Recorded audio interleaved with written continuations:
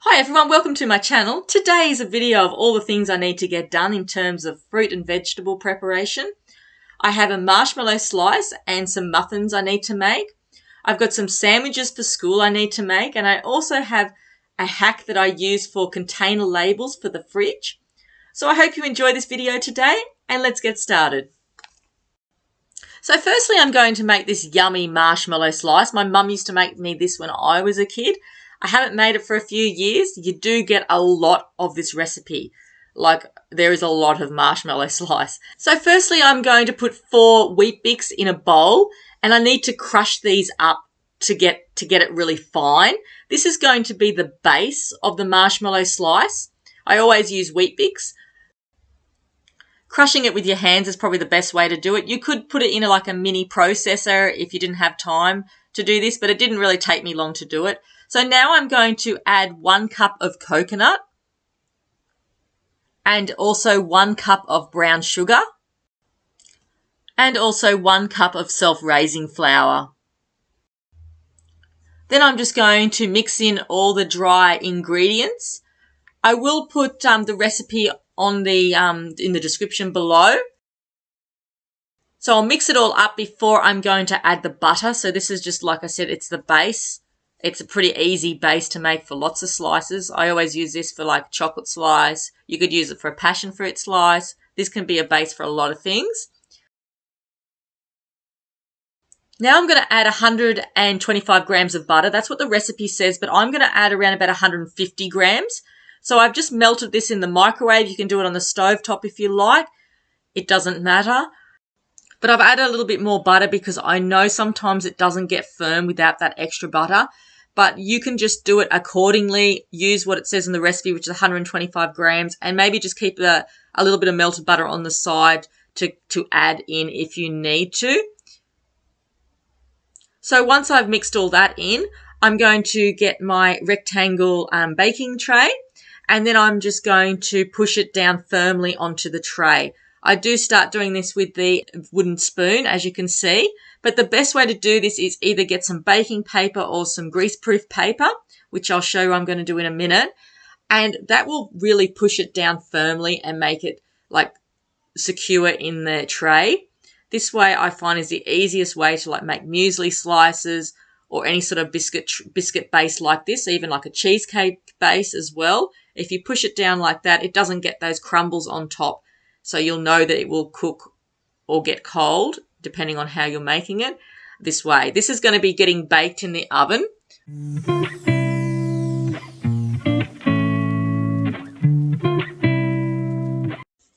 So now I'm going to make the marshmallow. This is the exciting part.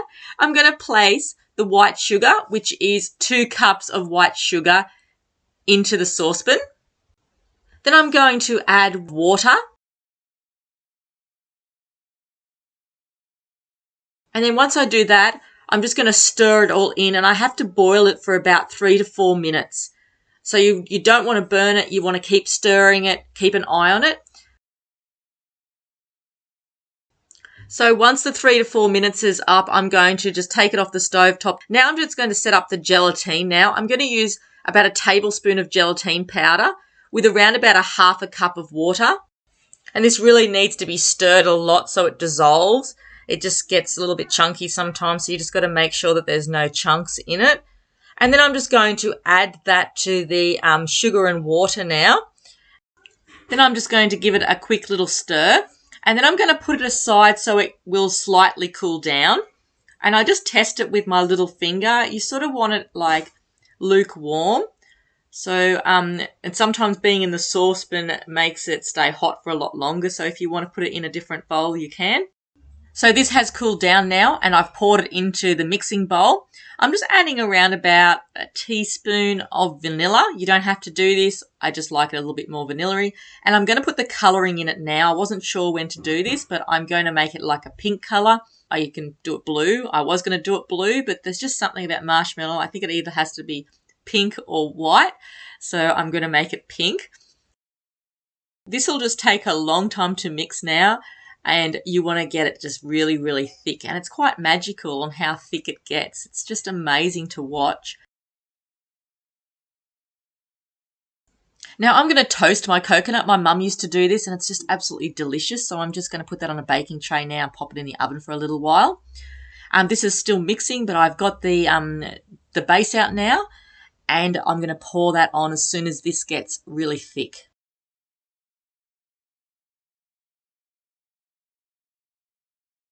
So the marshmallow now is on top of the slice, and I've got the coconut out, and I'm just going to sprinkle the coconut all over it. Like I said, you do not need to toast the coconut. It's just beautiful, and it smells so beautiful when you're making the coconut in the oven.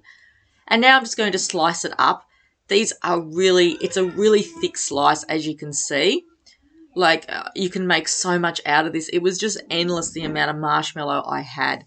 I did pop it in the freezer. I'm not sure how it's going to go. I haven't taken it out yet to see what it's like. But it was really yummy. It just reminded me of slices I used to get when I was a kid at Fates. This would be great for a family get-together or even a birthday party. Here I'm making some sandwiches for school. I just leave it very simple, and I only freeze jam, Vegemite and cheese. I used to freeze about 14 sandwiches a fortnight to cover me for the fortnight for school. This really saves a lot of time, and it's a great idea for weekends. So often when we're going out and about, I go to the freezer and just grab a few sandwiches for the kids, and it just stops us from buying takeaway food, and they're happy to eat them. It doesn't take a lot of time to do this, and even if in the morning you're making a few sandwiches for school, maybe just make a couple more and pop them in the freezer, and eventually you'll have like a free week of making sandwiches.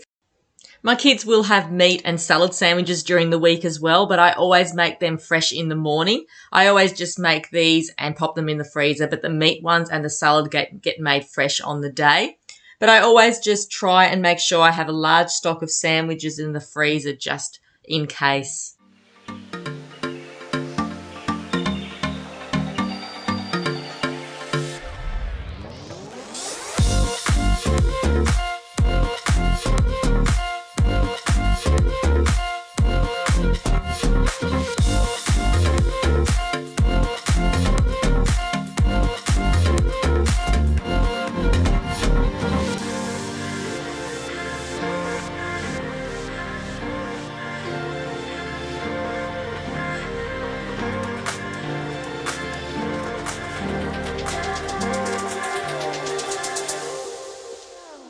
So now I'm just going to make my hot dog garlic bread rolls. This is really easy. I just use butter, garlic, a few cloves of garlic, a little bit of pepper and salt, and I use some fresh parsley out of my garden.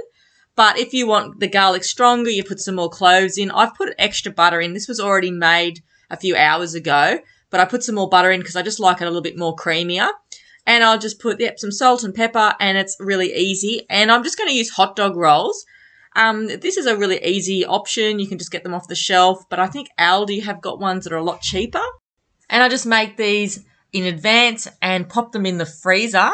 And it's just really easy because if you're making spaghetti bolognese, I can just grab out one or two. We don't actually eat like one each. The kids really probably have a half of one each, and my husband and I will probably just share one as well. So maybe 2 garlic breads between us, like these little rolls, is probably enough.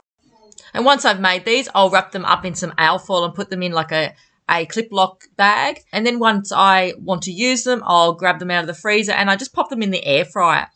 That's probably the quickest way to do it if you have got an air fryer. Or if you don't have an air fryer, it's easy enough just to pop them in the oven with the meal that you're cooking on that night.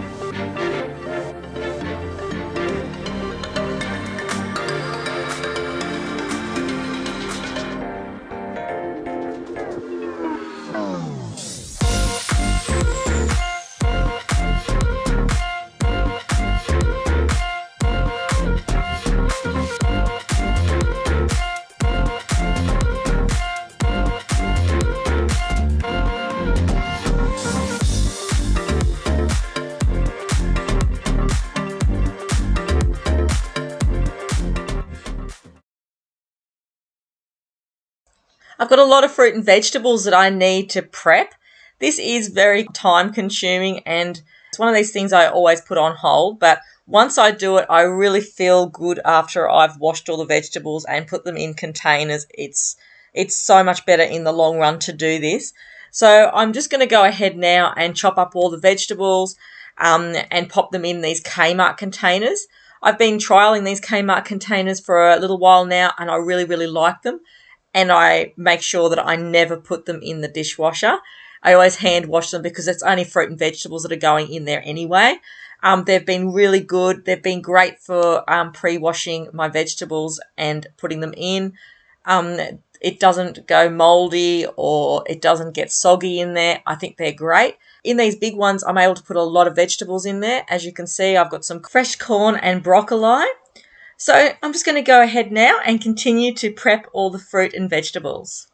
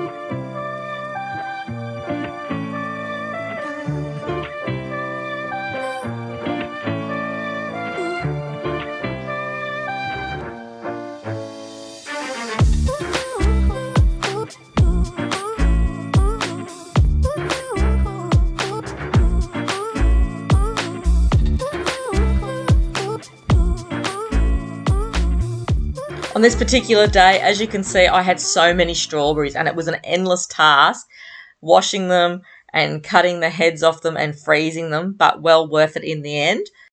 I had bought 4 cartons of 500 grams of strawberries, so I did leave a few in the fridge as well so the kids could just eat them as snacks, but I thought if I don't freeze the rest of them, they're just going to go off. So I'm using these bags from Kmart. I've had them in the cupboard for about 3 months and haven't used them. This is the first time I've washed them up and used them for the fruit, but they are great. They're really large. I got 3 of them and I think they were really, really cheap. I think I only paid about $4 for them, maybe a little bit more, but it wasn't much more than that. I find them really easy to use. I usually use the Aldi ones, which are really good as well, but next time I'm going to get some more of these. Shortly, I'll show you how I freeze the bananas in them as well.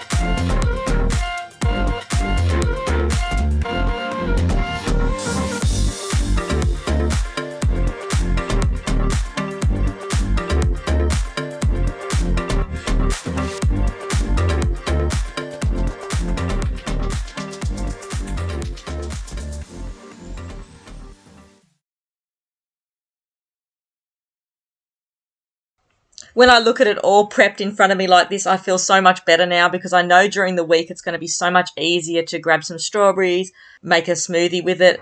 Both of these bags of strawberries will be put in the freezer for a later time. And it's just going to be easy to use the vegetables for dinner during the week. So I've got a little hack now. I'm going to go ahead and show you. So I've just used some masking tape here with a Sharpie pen, and I'm just going to stick this on here with some masking tape. I've done this before, and sometimes I've tried it in the freezer too, and it works well. It doesn't work too good when you put it through the dishwasher. It's hard to get the sticky stuff off the masking tape, but I'm not going to put these in the dishwasher. I'll just take it off later on, and should just come off pretty easy. And then you can just change it, and this is a pretty cheap option as a tag or as a label for these sort of containers, because you get a big roll of masking tape like that. So these are hard to see sometimes what's in these Kmart containers unless you look on the top of it, but when they're in the fridge is usually the way that you sort of look on the side of it like that. And if you wanted to, you could change it and put it on here depending on where you put these containers in your fridge. But yeah, I'm going to give the masking tape a go again, but I've used it before and it seems to be fine. Like I said, just don't put it in the dishwasher. Take the stickers off before you wash them. Or you can even do what I've done here. I've put the sticker on one side here and another side there. You could put it on every side if you wanted to, depending on how you want to put it in the fridge. But I tried to pop it in the fridge, and I'm going to put this one lengthways, and then the other container will go in the fridge that way. Here I've got loads and loads of bananas. I got them really cheap at the local fruit shop, and they're a really good size for kids. They're a smaller banana, and I really like that size. So I'm just going to pop them in one of the larger Kmart clip seal bags that I've got here. I fitted a few in there, but the kids will just snack on the other ones that I'll have left over. And I love just having stacks of these in the freezer for smoothies or anything like that. But you can chop them up too. It's just I want to try and get them in the freezer as quick as possible so no air gets to them. So I just peel them and I put them in whole, because I find that when they're whole, even when they're frozen, they're so easy just to snap anyway, if you want to just put a half in a smoothie. So I'm just going to go ahead now and freeze all these.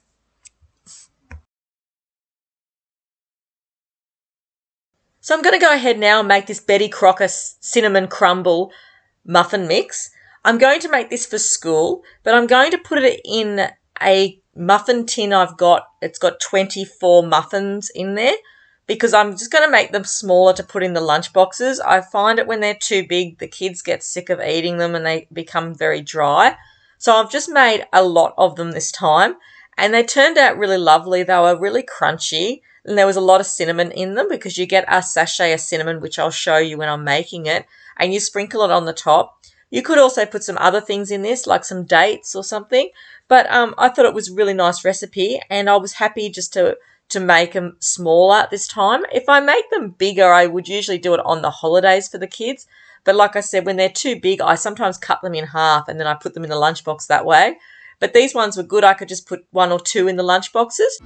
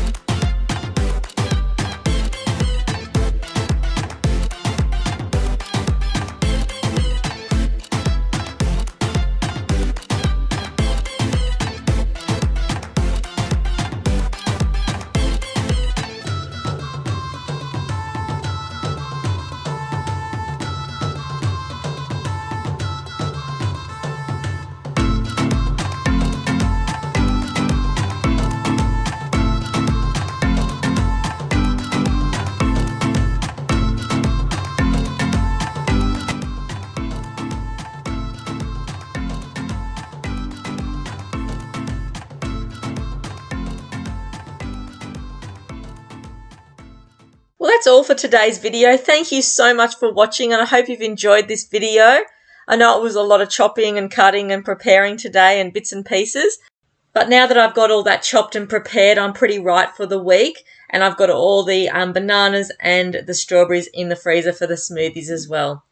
I've also got the sandwiches for school that I've popped in the freezer. I've got the garlic bread. I've got some muffins that I've just cooked for school lunches, so they're going to go into the freezer as well. And I've also got that marshmallow slice. So thanks everyone. See you next time.